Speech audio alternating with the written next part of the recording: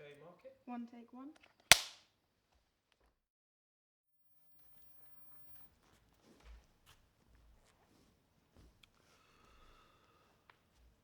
Not much time will be gained, Athenians, in return for the evil name which you will get for killing Socrates. If you had waited a little while, your desire would have been fulfilled in the course of nature, for I am old and not far from death. You think that I was convicted through deficiency of words. I mean, that if I had thought fit to leave nothing undone, nothing unsaid, I might have gained an acquittal. But I had not the boldness or impudence or inclination to address you as you would have liked me to address you, weeping and wailing and lamenting and saying and doing many things which you have been accustomed to hear from others and which are unworthy of me. I don't regret my defense. I would rather die having spoken after my manner than speak in your manner and live. For often in battle there is no doubt that if a man will throw away his arms and fall on his knees before his pursuers, he may escape death.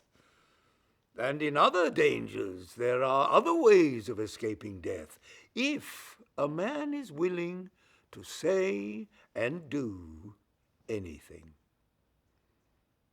The difficulty, my friends, is not in avoiding death, but in avoiding unrighteousness.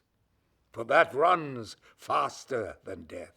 I am old and move slowly, and my accusers are keen and quick, and the faster runner, who is unrighteousness, has overtaken me.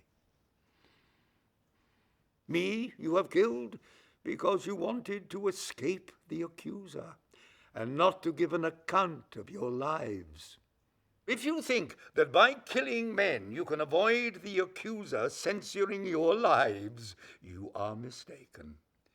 That is not a way of escape which is either possible or honorable. The easiest and noblest way is not to be crushing others, but to be improving yourselves. Till now, the oracle within me has constantly been in the habit of warning me. Was I going to make a slip or error? But now there has come upon me that which is generally believed to be the last and worst evil. But the oracle made no sign of opposition, either as I was leaving my house and going out in the morning, or when I was going up into this court, or while I was speaking. What do I take to be the explanation of this? I will tell you. I regard this as a proof that what has happened to me is a good, and that those of us who think that death is an evil are in error. Either death is a state of nothingness and utter unconsciousness, or, as men say, there is a change and migration of the soul from this world to another. Now, if you suppose that there is no consciousness, but a sleep, like the sleep of him who is undisturbed even by the sight of dreams, death will be an unspeakable gain. For if a person were to select the night in which his sleep was undisturbed even by dreams, and were to compare with this the other days and nights of his life, and then were to tell how many days and nights he had passed in the course of his life better and more pleasantly than this one, I think that any man will not find many such days or nights when compared with the others. Now, if death is like this, I say that to die is gain, for eternity is then only a single night. But if death is the journey to another place, and there, as men say, all the dead are, what good can be greater than this? What would not a man give if he might converse with Orpheus and Homer? Nay, if this be true, let me die again and again.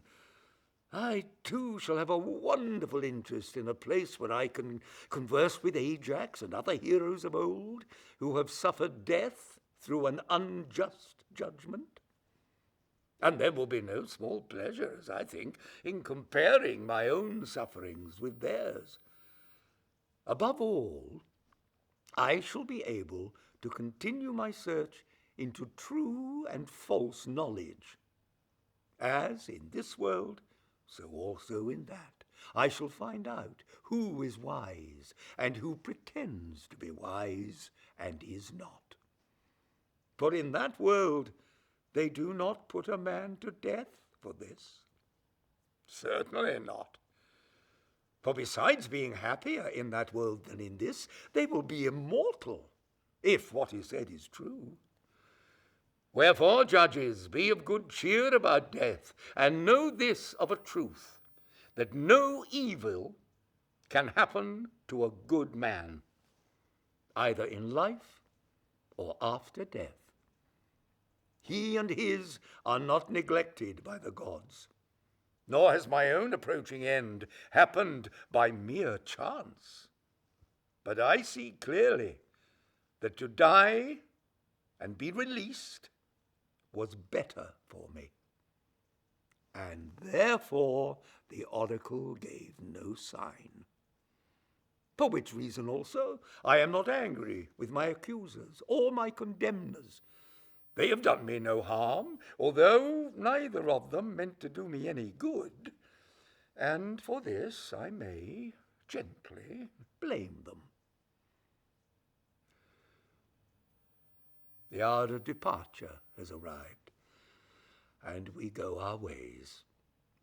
I to die, and you to live. Which is better, God only knows.